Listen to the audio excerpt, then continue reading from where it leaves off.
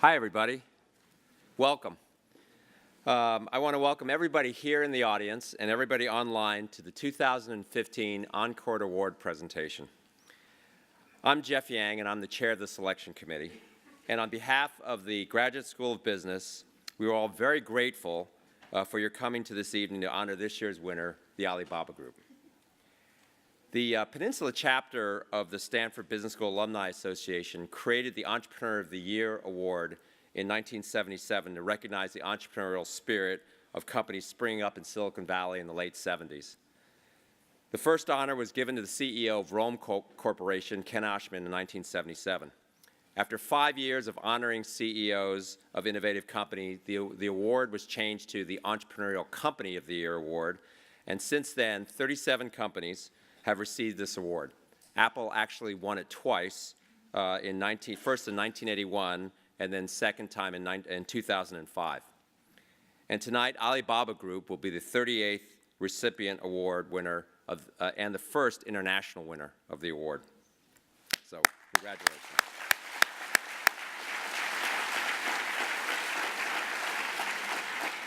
I'd actually like to take a moment to recognize some of the past winners of this award who are in the audience tonight or around campus. Jerry Yang, of course, who was going to be speaking tonight, the founder of of Yahoo, winner in 1998. Chuck Schwab, founder of Charles Schwab and Company, winner in 1999. Reid Hoffman, founder of the 2012 winner, LinkedIn, and Reed Hastings, founder of Netflix, last year's winner. Thank you. Before we get started, I just want to thank a few people for supporting this event, in addition to all of you who have come here tonight, and that is Catalyst Partners, Benchmark Capital, Evercore Partners, General Atlantic, Redpoint Ventures, and Sierra Ventures. Thank you for your support. And then finally, on the thanks, I want to thank the selection committee that worked tirelessly to help with this selection.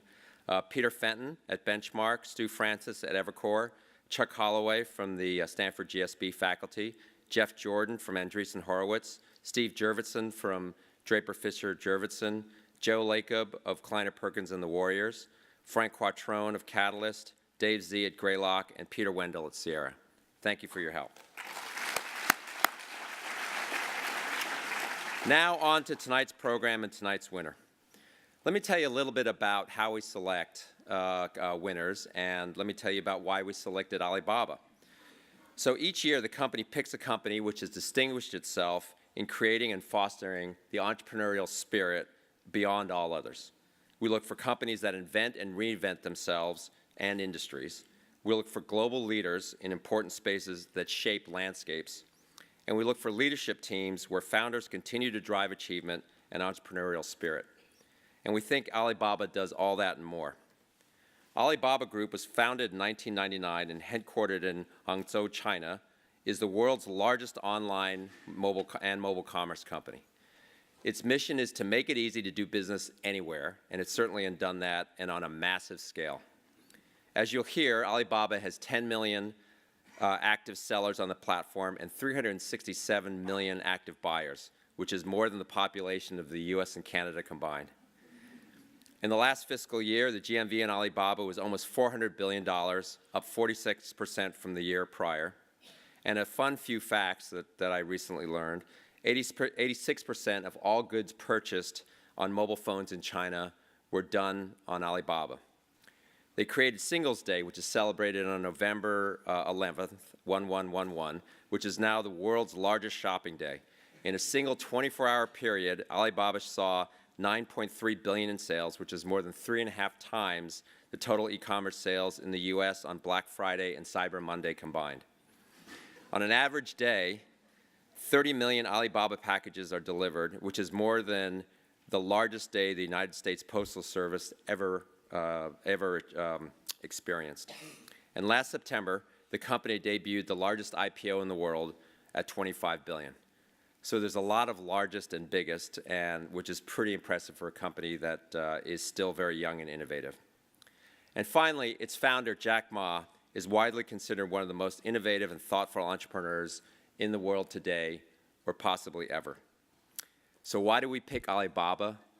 That's why.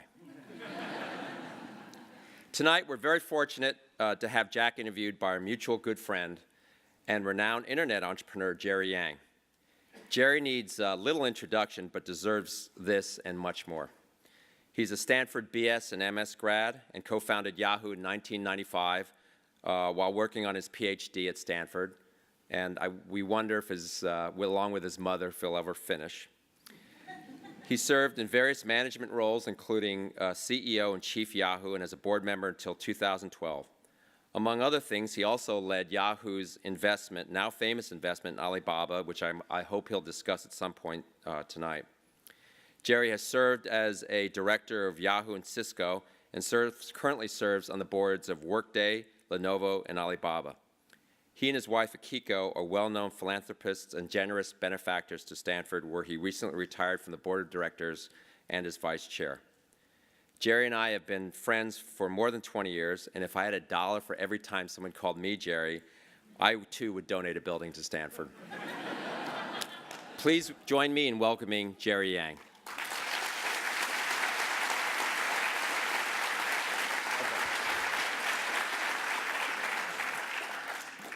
Thank you, Jeff. It's my honor to be here and to introduce the founder and executive chairman of Alibaba Group, my friend Jack Ma. As Jack likes to say himself, he's 100% made in China. But his story embodies very much the American dream. An English teacher with little means and no connections, Jack built Alibaba from the ground up. He was born in Hangzhou, the Chinese city that was made famous by Nixon's visit in 1972. And he learned English by riding his bike to a hotel, I didn't know this, every day for 9 years and volunteering as a tour guide, practicing with tourists. Then on his first trip to the US 20 years ago in 1995, Jack first saw the internet and realized the potential to connect people within and outside of China. He founded Alibaba with a group of friends in his apartment in 1999. From the beginning, Jack and his co-founders shared a focus on the small business and entrepreneurial community. It was their collective belief that by leveraging technology, it would bring small businesses across China into the global economy. Now, Jack is an unlikely tech entrepreneur in that he openly admits he's never written a line of code. But he is a visionary in every sense of the word. In just 15 years, Alibaba has become the largest online and mobile commerce company, as Jeff mentioned. And not even Jack could have predicted the change he would bring to China, creating jobs and prosperity for millions in the urban and rural China, empowering millions of entrepreneurs and changing the way that people live. Not only live, but shop and work online in China. And before I bring Jack up, we're going to run a brief video. Can we roll the video, please?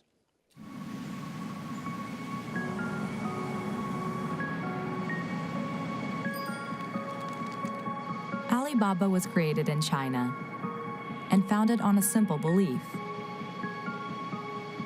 that small businesses are the bedrock of a prosperous society and that everyone who wants to do business should have the chance to succeed. We built what has become the world's largest online marketplace, where millions of small businesses can connect with their consumers, and where everything they need to start, run, and grow their business is only a click away. We helped entrepreneurs thrive in China, brought millions of people into the economy, and transformed how people shop, work, and live. Our efforts help to create jobs, spur innovation, and drive the growth of a new middle class. Although Alibaba was born in China, it was created for the world And now we're ready to help small businesses prosper in every corner of the globe. We're building the infrastructure of commerce for the future, using technology to break down barriers and expand the boundaries of what's possible.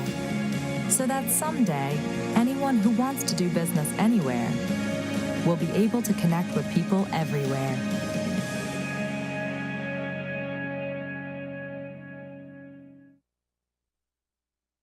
Please join me in giving a very warm Stanford welcome to my friend Jack Ma.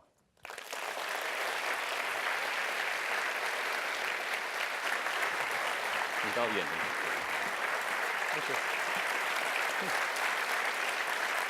Thank you.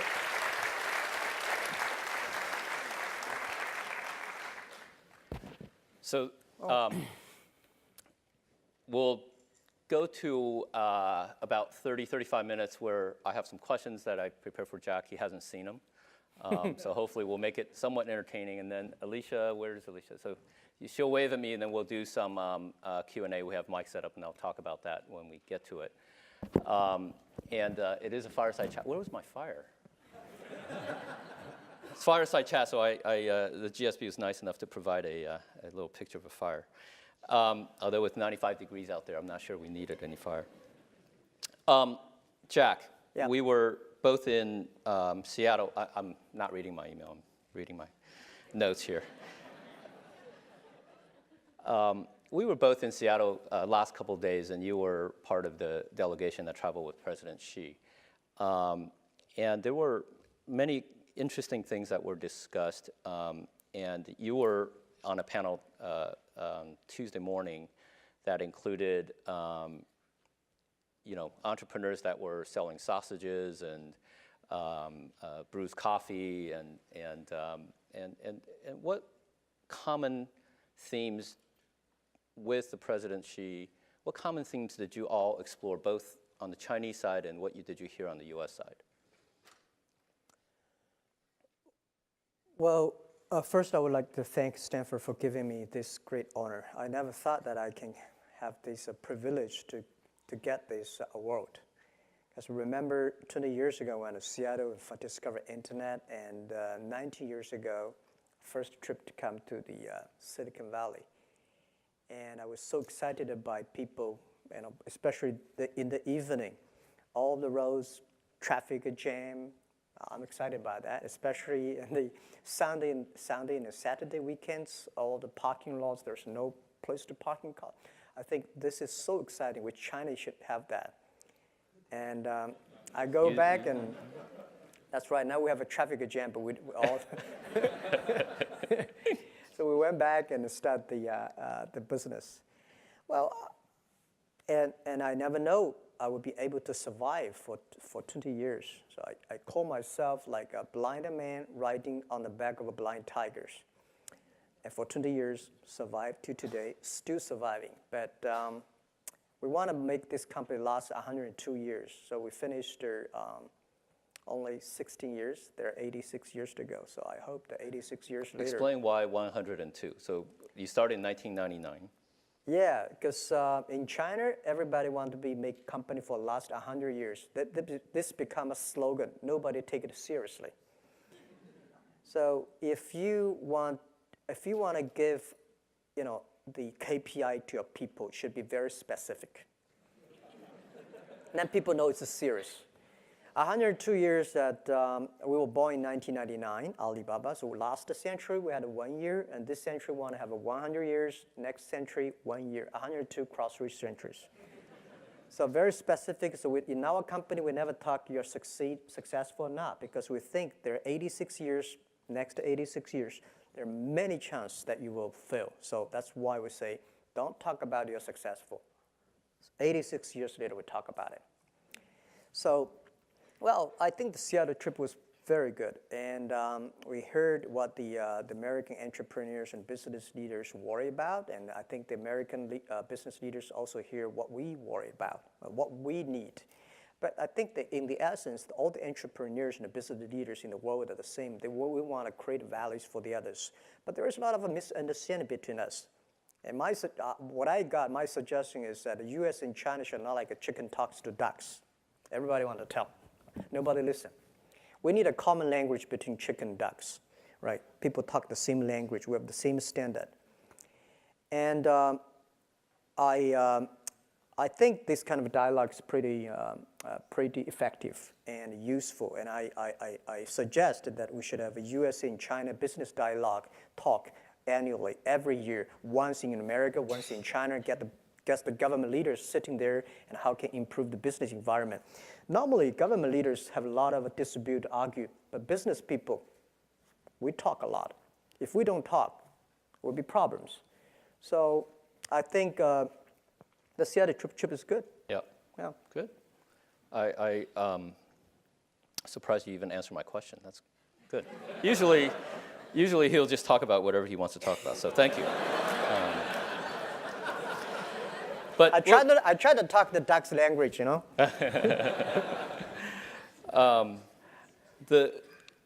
The Chinese economy has been on everybody's mind, right? I mean, and people are worried here that the slowdown in China will affect global economy. How are you seeing things? I mean, obviously the stock market has been kind of a symbol of something that's a bubble, but what is going on in China from your viewpoint? What's your perspective? I mean, you're not an economist, but you see so much going on there. Yeah. Well, first, I think people in the States, in the West, worry about China. I think it's a good thing. Because every time when West worry about China, China go up. And when people in the Western think, wow, China's have a good future, and China has a problem. And China, the Western has been suspect China growth for past 30 years, right? So that's fine, and it takes time for both sides to understand each other. Well, China, I think, keep on growing for 10, 11, 12% for so many years. I don't think it can last long, and it's impossible. As I said, it's like a human body. When you are 1.8 meters tall, you cannot keep growing like that pace all the time. You have to keep grow in your quality, the brain, not the body size. And especially today, I don't think, first, it's impossible to keep 10, 15, 11% growth annually. Second is that China needed to be slowed down and have to learn to be slowed down. Because when you see the water, when you see the air, when you see all the resources we used, it's impossible and it's ridiculous. And we don't want to, China have making a lot of money, and we spend money on the medicine and spend money in the hospital. This cannot work. So on the other side, people like me, I think China is slowing down for 7%. Good. But the thing, even 7%, think about, we are still the fastest growth economy in the world. And with the 7% of the total GDP, think about it, guys. This is lots of money. We should use the money in a better way. We need a quality, not a quantity. 30 years ago, we need a lot of quantity, but now it's a quality. So I think in the West have a high expectation that China should have quality. China should control the air and pollution and this and that. When we really start to do it, people start to worry, which is fine, but it's slowing down. On the other thing is that I think China economy is not that bad. There are two things. There are three called the three mace, right? Horse carriages, yeah. Right? Investment, infrastructure, exporting, domestic consumptions. These are the three things that China's always proud of, that these are the three engines that put China economy grow. But the investment of infrastructure slowing down. And exporting slowing down. These are the two things government is very good at. They love to do it because they have the power to exporting and investment. But there's one thing they could not do it good way is the consumptions, because consumption is not done by government. Consumption is done by entrepreneurship and market economy. So I think people like us have the great opportunity. Now it's our turn, not government's turn. After 30 years, government pushed the economy in their way. And now it's our way. So I consider this as an opportunity for real market economy. And the next thing is that I said yesterday on a conference to the dialogue, there are a lot of misunderstanding, culture difference between American and Chinese. When Americans think about the economy is slowing down, that means people don't have money to spend. No, guys, different.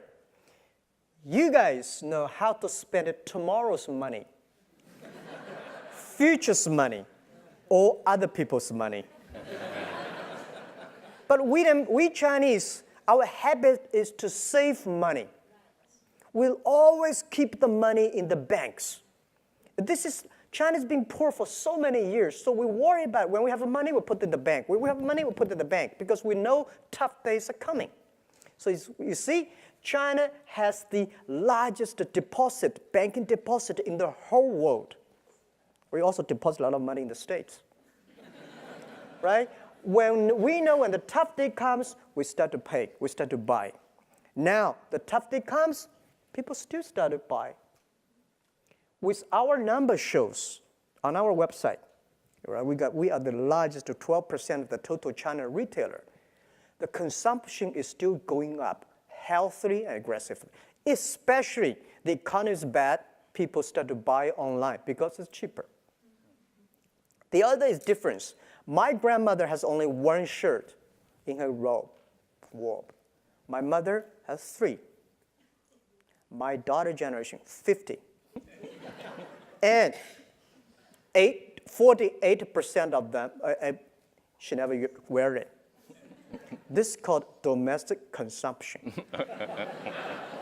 And we have to build up this kind of a behavior and make people start to spend money. And this is something the government is not good at. We know how to make this thing happen. So I think generally, I'm a positive, but next to 2 or 3 years, maybe I have problems. People say, well, anti-corruption, this. But think about it. Anti-corruption and rule by law is laying a great foundation for the market economy. You don't want to go do business by bribery, right? You don't want to have an unfair environment in China doing. So market economy is about rule by law, and market economy is about clear, transparent, and fair. And I think this year, that year, bad. But this is why we need entrepreneurship. This is why we need the business to drive the economy. So I'm a positive, and when people worry, I'm happy. When people are too happy, I start to worry. Because and don't worry about the things the president is worried about. Worry about the things that nobody worry about. And this is the opportunity. So I'm positive because I'm positive, but I'm not stupid. I know that we have problems, but we have to solve the problems little by little. And that's it. I think you're right in that for a consumption and a service economy to take off and drive China as the third engine, it is going to require more businesses rather than governmental policy. Yeah. So I do think that's an opportunity for not just Alibaba, but you're right in the middle of it, but everybody. Yep. By the way, the other thing is the new economy. You see the traditional business is going down, right? But the new economy is growing up tremendously. So not only the BAT, we have so many wonderful startups today coming up. And that is the rising star. And this is what China should go, not keep those things. Yeah, nobody can go back to yesterday. And even you want to go back to yesterday, even if you can go back to yesterday, you don't want to. So I think we are good. Well, I mean, my perspective from being there yesterday is that I think both the government leadership and especially the business communities are emphasizing that our differences are not that big in the grand scheme of things, and that the U.S. and China are going to have to be key partners to solve the world's problems in the next 30 years. So, so it is largely a collaborative effort, and I think Jack, if we collaborate, we could a lot of American dreams and Chinese dreams and world dreams. If we don't collaborate, it will be a nightmare. Yeah. Yeah. Well, let's turn. And you're here tonight because of the entrepreneurial spirit of you and your founders. And obviously, when Alibaba started, it was no such thing as e-commerce. But before, if I may, before we get to Alibaba, you were kind of a serial entrepreneur because when I in fact, you also know about government because when I first met you in 1997, you were in a government in between startups, I guess, and you always dreamed of creating something. And maybe you can talk a little bit about what did you see when you were at the government. You were coming off of another startup. And that, everybody's very familiar with your story, but I think that part of it was very important to you because then you went back to Hangzhou and started Alibaba. Yeah. So maybe talk about that and then talk about what did you end up seeing in 1999 that made you decide that Alibaba was it? Yeah, okay, good. Jerry knows me so well, and by the way, Jerry not only the entrepreneur, and he's a wonderful investor. He's probably one of the best investors in Silicon Valley, right? I'll give you my version. He's sitting on my board because very few people see the real things in his heart. He's so smart. I remember that the day when we negotiated with Yahoo, buying the Yahoo, get $1 billion. Today, people think it's a good deal, but at that time, it was a big risk. It's not easy. That many years ago, put $1 billion inside, and we were almost accept because we are not happy about this and that. And his CEO at that time. He was not the CEO, right? Yeah. And then he said, we almost are separate. And he said, call me. He said, Jack, can you come and tonight we have a drink? For final effort. He can't drink that much back then, so. Yeah. And then I said, okay. So he took me to a small, tiny Japanese restaurant, bought me big glass of sake. And we drink and try to convince me how wonderful Yahoo is. And after the drink, we say, okay, let's keep on talking good. The most expensive sake I've ever heard in my life. Well, now I'm pretty sensitive about a sake now. I know. I was going to invite you to some sake after this, but I guess I better. But I think that. But I'll continue to answer your question. Yeah. I went back to China with the Seattle dream of the internet. I believe this thing is going to change the world. I believe this thing will be big. But whether whether Jack Ma and his team can be successful, I don't know. I told the team somebody will be successful, but may not be us. We have to work very hard. So it were tough days in China, year 1996, 1997, and then we go nowhere because I borrowed $2,000 from my friends and families and relatives together. So we compete with China Telecom. They have money, they have the SOE, they're state-owned business. They compete with us. Finally, they cannot kill us because we want to survive. And we, of course, cannot kill China Telecom. So we had a joint venture. They have a 70%, we have 30%. And I was so stupid, I think they really love us. But they got us because they want to kill us. 7 boss seats, they have a 5, we got a 2, everything, without even say our idea, say we don't like it. So I said, maybe I should go to Beijing, join the government. Maybe they can help us promoting the internet. So we went to Beijing, joined the MOFTEC, Ministry of Foreign Trade, as a part-time job, contract for 14 months. Working inside, I found government can never, ever promote the internet, make internet business. Because the philosophy of internet is try to develop, how to make other people develop the business. But the government, they want to control at that time. So it's a totally different philosophy. They are smart, they're good people, but they think, how can I make it using internet to manage and control? But we think we should not control, making other people develop. So different philosophy, I think it won't work, so I left. And then during these days, I met Jerry Yang, all right? And then I think, well, no chance in the government, no chance in that, and then I believe we should not give up. So I was in a desperate and think a lot. Let's go do it again. So we went back to Hangzhou. I invited the 18 my students and friends in my apartment.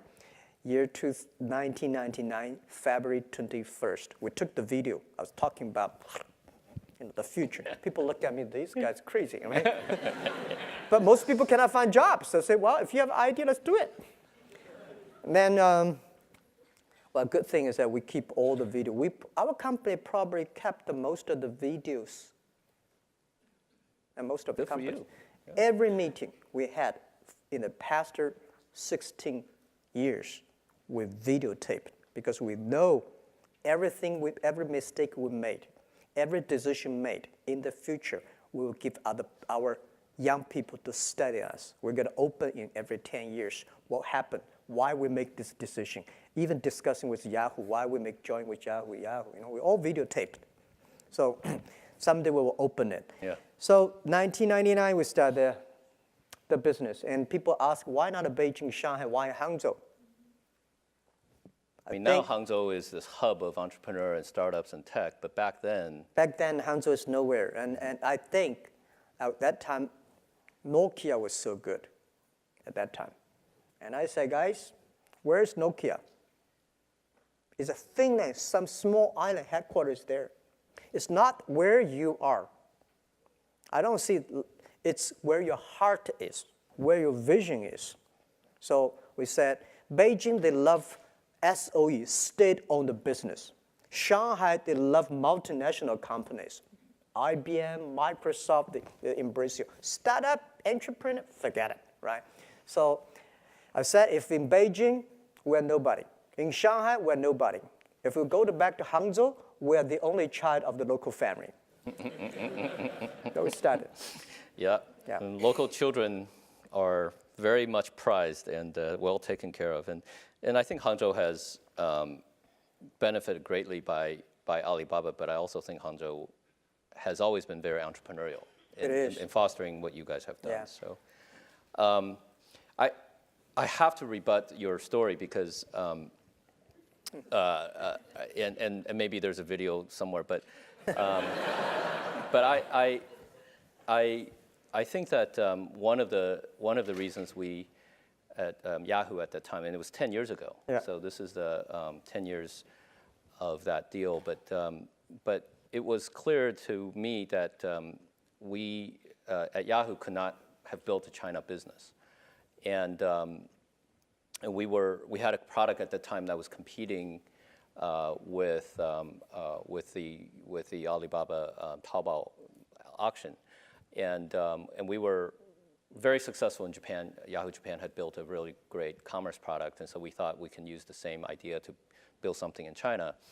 And then in that time, eBay was also there, and we were there, and we were competing, and we were just getting killed by this local company. And I said, what is this local company? And it's like called Taobao.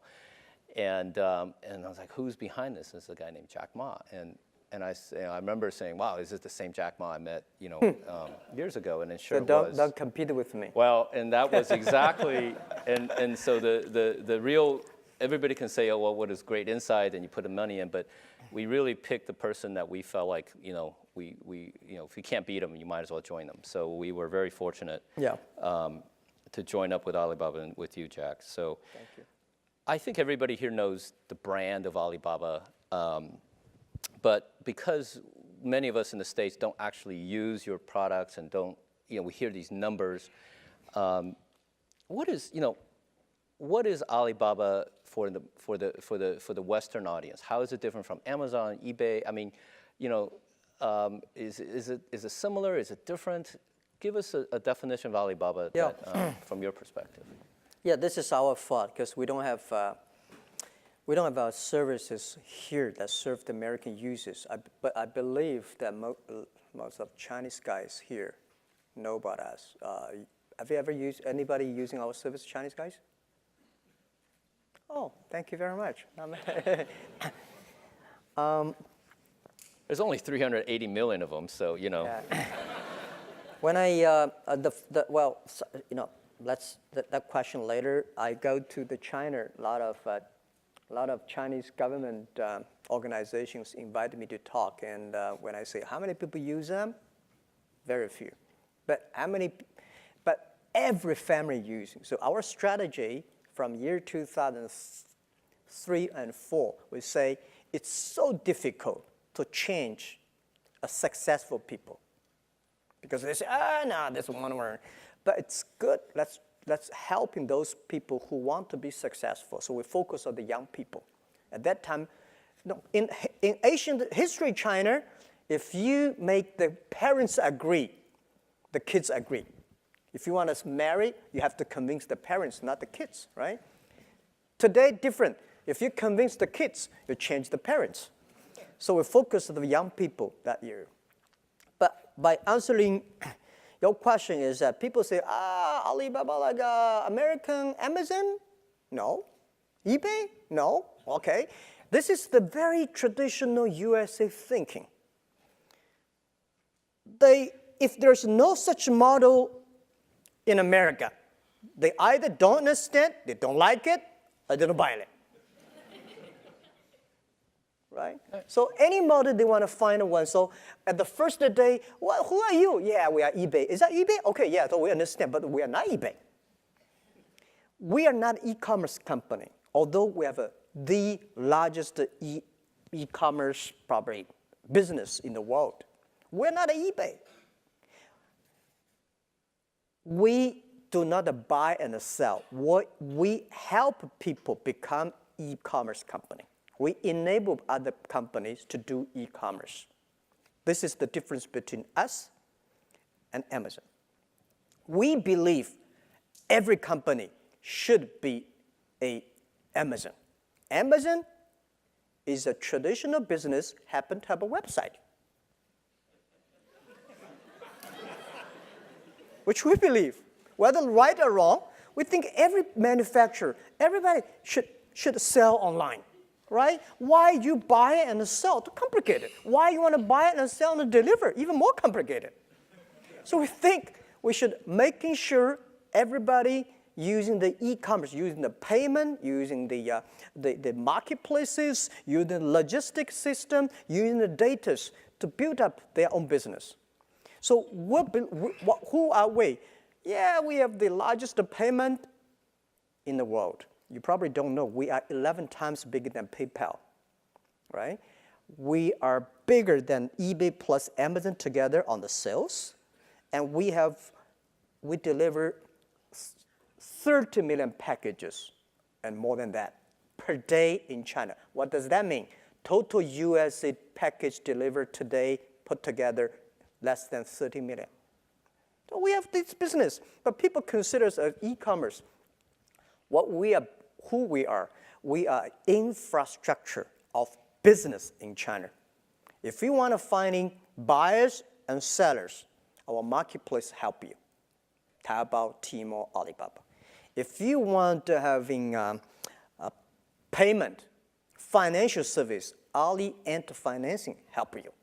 If you need a data service, Ali Cloud Dating service to help you. By the way, people only know about cloud dating here, the Amazon. Soon you will know us. And the third, logistic. We got 2 million people deliver products for us. So people in the States always question, how can you deliver things? And why you don't have your own deliver guys? Guys, the difference between USA and China is that you have a UPS, Federal Express, wonderful system. The traditional e-commerce company in the States, that they still do some supplementary to that. China, about 40 million packages per day. How many people you need? We believe in 10 years, every day China will deliver 300 million packages per day. On 11/11 day last year, we delivered 270 million packages per day. 11/11 we could sell more things. Why? We control the traffic, we control the selling. The reason is that we worry about the delivery. If the snow comes in November and the winter comes, the whole China traffic will be jammed. This is something that we're worried about. So we believe in 10 years, China will have at least 10 million people deliver things on the street. So even if you hire 1 million people to deliver things for you, you only have 10% market share. And I don't think we can manage 1 million people on the street, develop people. Because every day you have so many car accidents, you'll make you die. So we should encourage other people, enable other people to do it. So we are building up the infrastructure that we believe in 10 years, we hope, this is our mission, helping doing business easier. Any business, maybe 80 or 70 business in China, if you want to do business, finding customers, we help you. Financial services, we help you. Deliver services, we help you. Logistic, we help you. And marketing, we help you. And the other thing is data, we help you. So we are like a company building up that, which is totally different about people say, oh, how many GMV you have? Oh, how many packages? This is only small part of our business. Our vision is bigger. We just think that we don't want to be, we might be bigger than Walmart this year or next year. And I remember 7 years ago, the senior management, like a vice chairman or something, come to Hangzhou, of Walmart, we have a drink in Nasaki. A drink, and I said, sir, in 10 years, we will be bigger than Walmart globally. He looked at me and said, young man, very good vision. But, I said, but you've always had this relentless focus around SMBs as your core constituency, if you will. I mean, you obviously care about consumers and blah, blah, blah, but you're enabling of these businesses on your platform, being their infrastructure. That's always been your focus all along. That's right. That hasn't changed. That has not changed. That's what my answer is, that we will be bigger than Walmart this year, but does not mean that we are good, because we don't want the world has another company who are very able of selling things. We don't think we should buy and sell. We should enable. So now there are 10 million small business power sellers in our site. We give them traffic. We give them the knowledge. We give them the data. We help them deliver, using the third party. So it's the 10 million small business combined together. They are the most powerful economy in the world, and we never change. I think we love small business. We love young people. We love women. Talk about that. Why don't you talk about the women? I never know. Before the IPO, there is American media, big media came to us, say, Jack, why so many women in your company? I say, anything wrong? Because we never know something wrong. And then we find more than 52% of our colleagues are women. Your senior management team. And senior management, 33% of the management are women, and 24% of the senior management are women. We have a women CEO, women CFO, women chief people officer. We feel proud because and by the way, 60% of our users are women.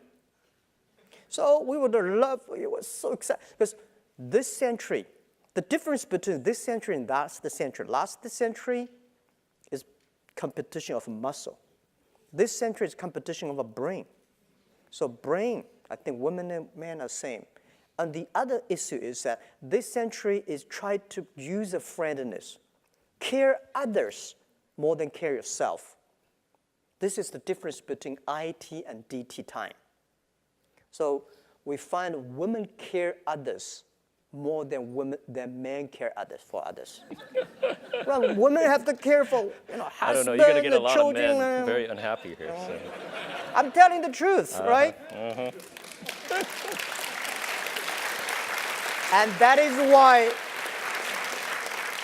is why we are supportive, because we find most of families, women make the decision what to buy. These are the most important decisions. And so we are happy about that. Yes, Yeah. can't argue with that. Great. That sounds, I think that vision of Alibaba, albeit very consistent from day one, is something I think is reaching an incredible scale.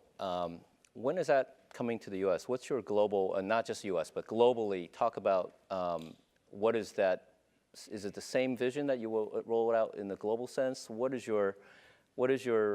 can you tell us about Alibaba's international plan? Yeah, I think at least the day when I retire, or the day that at least I can see the company, I don't want the company to change the mission that helping doing business easier for small business.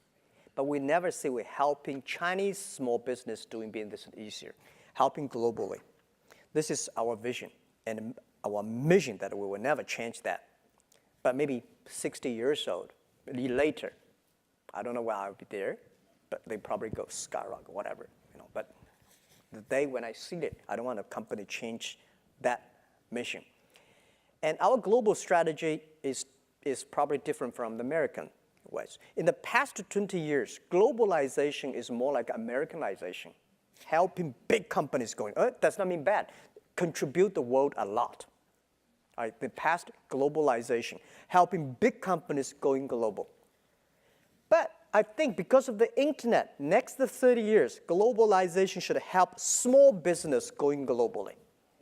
For China, because of us, last year we created at least 14 million jobs for China by helping small business, by enable small business with the technology we have, with the resources we gather together. So if we can help more small business in the world, we can help millions of people create jobs, innovations. So we will never change it. So our global strategy is that we want to build up an EWTO, that helping small business sell, buy across the board, help consumers, help American consumers, help the African consumers to buy online within 72 hours, they can receive the products. We want to help the agricultural products, small business in America, sell to China. So our different, in the past 20, 30 years, China is selling. China is exporting. And I'm trying to convince the government, and they accepted that. And I said, next 10, 20 years, China should buy things from the world. Now, we have 300 million middle-class people now in China.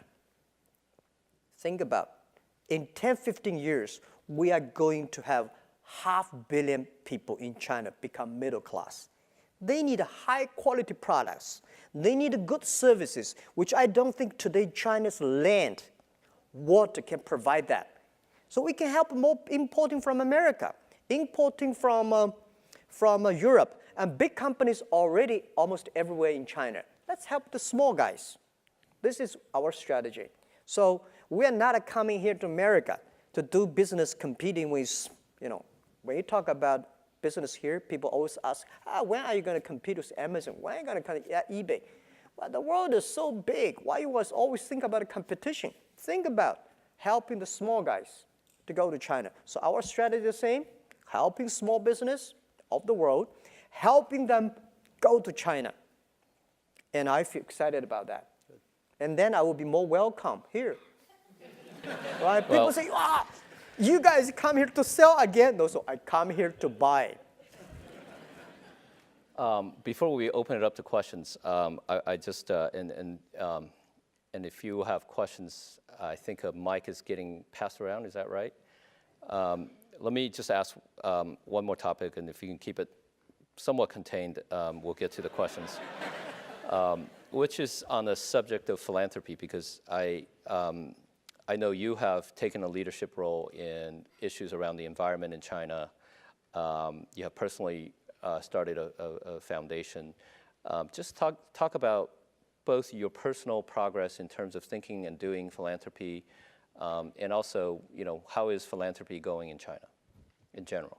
Okay, thank you. Well, honestly, I'm a lucky guy. I would say whether I'm the luckiest guy or unluckiest guy in the world. Unluckiest because I go nowhere. I don't have a privacy. I never thought I could be like that. And people say ugly looking, but I think I'm a unique looking person.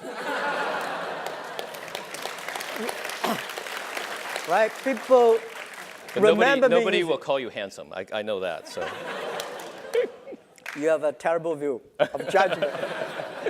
Well, so with my background, my family background, with my education background, I would be like -2 or -3 if this is 0. Honestly, because I know who I am from my father, my mother, and my aunts. Nobody in my family that is like government officer, a business leader. That is why in the past 20 years, we never got even 1 cent from government, 1 cent from the China banks. Because you don't have any guanxi, right? So you just have to do from scratches. And with no matter how hard I work, I probably like a 2 or 3, if there's a 10, 2 or 3, that's my top. But today, I'm like a 6. So the 4 difference, that does not belong to me. That's not me. So people think, Jack, you're so good. No, I'm not that good. But people say, you're the bad. No, I'm not that bad, right? Especially after the IPO, people say, wow, you are so smart. Wow, that I'm so, we're lucky, right? But so I know I said to myself, when you have like a $2 or $3 million, that money belongs to you. But when you have a $20 million, trouble comes to you because you don't know the RMB or US dollars valuation up, devalued into the banks or stock market or buy bond, headaches. But when you have a $1 billion, remember, that is not your money. That is the people's expectation on you. People put their hope on you because people believe you can manage these money resources better than the others. If you think these are your money, you will be in trouble. So I never think the money that I got, people say, well, Jack, you're one of the richest guy in China. No, I'm not. I'm helping others to manage the money. So I think, how can I spend the money better? And what I worry about, what I want to do, I want to do education because I was trained to be a teacher. I feel guilty for only taught school for 6 years. I feel good about that. So that's why I'm talking everywhere. I think of myself CEO, Chief Education Officer. Try my best to communicate. So, and I think China education system, people say have problem.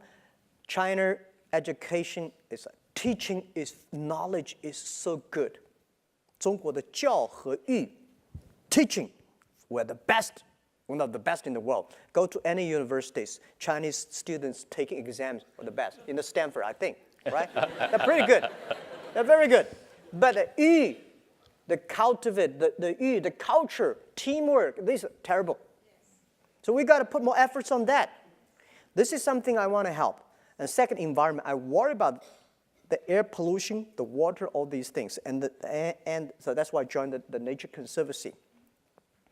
And the other thing is the infrastructure of the philanthropy. Bill Gates tried to convince me, and with Warren Buffett years ago, came to China, we should donate every money. And I asked them, well, how old are you, Warren? He's 80. I said, when I'm 80, I will donate my money.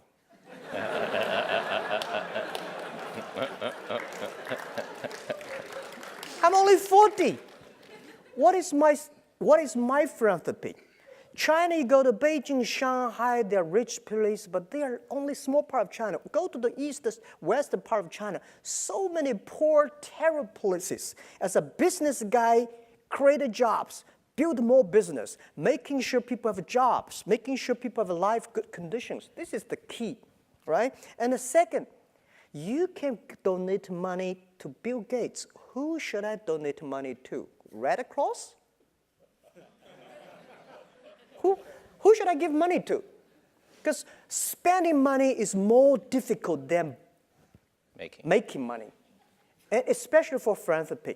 When you have a good heart, you should also have good knowledge and capability to spend the money. Otherwise, you are doing good thing with good heart with a terrible way. So I think what we were doing is to train people who can do philanthropy properly. So that's why we work with the Beijing University to have a first master degree philanthropy. Training people, develop people, how to manage the money, how to manage the projects, how to do things better, right? And I think we also have to work with the government to make a good policy for it. So when we build up this infrastructure, talents, and the policy, and I think they're coming. So China philanthropy is coming. But the key is we need good infrastructure. Like China business is good, but if the infrastructure is not ready, you go up and down, go up and down, and go nowhere. So the money which I'm going to put in education, environment, health. I worry about the health condition because the environment situation is going to cause China in 10 years health issues. And if we don't start to prepare now, we are going to have a huge problem. So these are the areas I'm doing that. But unfortunately, I don't have pretty plenty of time. So we are forming a team. And I think philanthropy, the easiest thing is about donating money. The most difficult, valuable thing is about time and action. So this is something that we put 0.3% of the total Alibaba revenue every year into the environment protection, water protection. This is probably pretty unique. It's not profit, revenue. If there are any shareholders here, I already wrote on our IP book. And we think this is right. If the community is good, if the people are healthy, the business will be healthy. This is what we believe. For you. Yeah. Well, you can see that Jack has. Thank you. Thank you. You have the same passion and vision for philanthropy as you do for your business. That's great. Okay, let's go to questions. I don't know how much time we have. I know we're running a little bit late. Where's the mic, Alicia? Somebody? Any question will be okay. Well, whatever, not right? any question, but you know. Jane, why don't you pick one and. Hello, my name is Emily Ma. I'm a lecturer here at the GSB.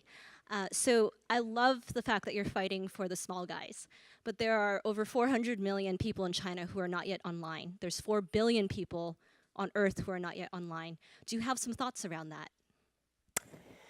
Okay, yeah. First, the good thing is that we have 1.4 billion people in the world are online. And they are born in 1980s. This is our hope. Make these people successful. Make these people good. And then they will attract more people going up. Right? If the people who are online are poor, and then nobody will go there. I don't like Chinese movie. All the movies, Chinese movies, the heroes always die. Nobody want to be the hero. In American movies, all the heroes survive. That's why people want to be a hero.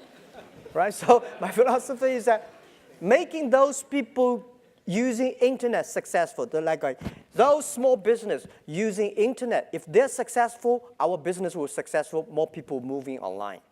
So the other thing is that we should work with the government and lower, more infrastructure, lower the cost of using the broadband. Yeah, I mean, there are a lot of things can be done, but good thing is that 1.4 billion people born in 1980s. These are our hope. These people will change the world. My grandfather know the news by reading newspaper. My father know the news by radio. My generation know the news by watch TV. My children, they're using internet. They say, I want to get involved. This is the hope. So make these people online good, and they will help more people. Who has a mic? Okay.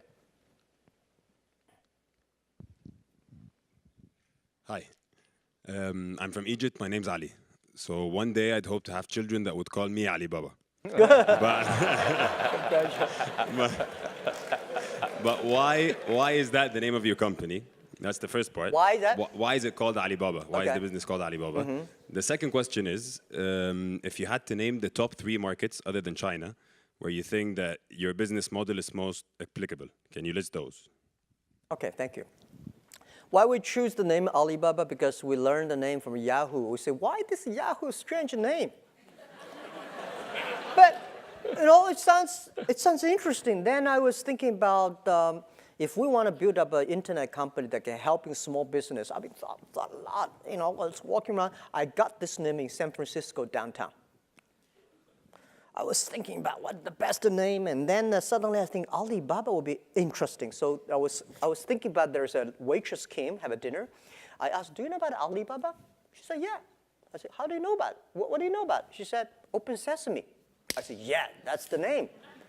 So I walk on the street asking a lot of people, do you know about Alibaba? They say, yeah. And then we decided this will be Open Sesame online for small business. But unfortunately, the Alibaba name was already, domain name was registered by the others. So we're using the Alibaba online. We think this is called AOL. because, you know, American online, it would be impossible to have that domain name and servers in China, is that right? Or in Egypt, American online, people, you know. But Alibaba online, everybody agree that. So later we bargained, you know, we got the name from a Canadian guy, but I love that name. So now we also register alimama.com. You know. Well, our model helps those nations have the small business. If you have a lot of small business, if you have a poor infrastructure of commerce, the reason why China e-commerce grow faster than American, because the American infrastructure of commerce was so good. You have a Walmart, Kmart, whatever mart everywhere. Because they don't need it. They do. But for us, we don't have that. So when internet comes, we become the main infrastructure. So I said, in America, e-commerce is a dessert. We in China, we are main course. And this is why those nations, if your e-commerce, of your commerce infrastructure is bad, internet e-commerce will be good. And for internet financing, same thing. America, you don't have internet financing, guys. You don't. We China have. Why? Because our financial system in China was too bad. When it is too bad, it's the opportunity. Now China rural areas, we go to the rural helping the villages. Villages, 10 years ago, no chance because people don't use PC. Too complicated to use PC. Today, everybody have a mobile phone. So villagers, e-commerce, internet grows so fast. So this is why maybe Indian country like Egypt, those with good population, poor infrastructure, young people, your nation has a great young people, it's a great opportunity. When you have young people, it's growth. But don't mean you have old people bad, but young people, you know, they are the changer, they're the shapers of tomorrow. We're getting old fast, so we better start. Why don't we take the last question from up on the top there? Hi, Jack. I'm glad to talk to you. I'm actually from China. I'm from Peking University for undergrad. I'm now a PhD in Stanford. I'm curious about what's your vision on 蚂蚁金服,支付宝, and especially globally, Chinese people are trying to do business not only in China but also in States and also in all over the world, and people want to invest overseas. Do you think 蚂蚁金服 can help with the capital flow globally? Yeah, thank you. So probably here people did not know about. A lot of people don't know about the 蚂蚁金服, the early enter financing. How many people know about enter financing? Okay. One day everybody will know because you will use it. Ali enter financing was coming from Alipay. It's a payment system because this was, we found this company year 2004 because people in China talk a lot on the e-commerce. They negotiate, they talk, but they don't buy because they worry about the money give him and this guy run away. And this guy say, well, I send you things, I don't get the money. So I went to all the banks and tried to convince the banks, can you help me with the payment? The banks say, your business is too small. We don't want it. So we built up a very stupid service called Alipay. It's escrow services. If you want to buy things from me, you wire the money to Jerry. And Jerry will let me know. I got a product, got money, so I send the products. If you're happy, pay me. Not happy, return the money, return products. That people say, year 2003, they say, this is the most stupid idea I've ever heard. Because why you don't use credit card? guys, we don't have credit cards. So we made that. Well, remember, today, registered users, just the registered users, close 1 billion people using that. And active, I don't tell the number, right? We're so big today on that. And later becomes the standard payment for China. And then based on that, we have all the datas. We have the datas, we have to build up the credit system for each individual. How much you buy, what you buy is that you pay the money in time and then sell all the system. So what my for the first is try to build up a credit system for China, the trust system. Without that, small business cannot do business. So today, oh my God, it's a private company. It's so big. It's almost, if not bigger than Alibaba, the same size. And I'm happy because this thing is changing China's financial system. And we are also applying for license in the States. We are going to Korea, Japan, and India. And we think this is going to help millions of people in the world. By the way, I'll give you one example how powerful it is. We got a small loan license 4 years ago, giving loans. We don't have a deposit, giving loans. Within 4 years, we have given 1.5 million small business loans. And every average borrow only $5,000. We make decision whether we should give you money or not, lend you money within 3 minutes. You can borrow 1 cent, borrow for 1 minute, which all the banks got scared about that because the cost is so low. And how many people work for their loan department? 200 people. So 200 people giving loan for 1.5 million business. And this thing, I think, in the future is going to help millions of small business getting loan online based on credit. And the credit system we built up called the Sesame Credit. You buy, you sell the credit, all the things you get it. And the Sesame Credit today, good thing is a lot of government are giving visas to Chinese based on Sesame Credit. And if you want to rent a house, people check your Sesame Credit. And the funny thing is, last month, people find boys and girls. See your Sesame Credit. And this is something we're changing China. I feel proud of that. But we will definitely be in Thailand. Yeah, this is what we want.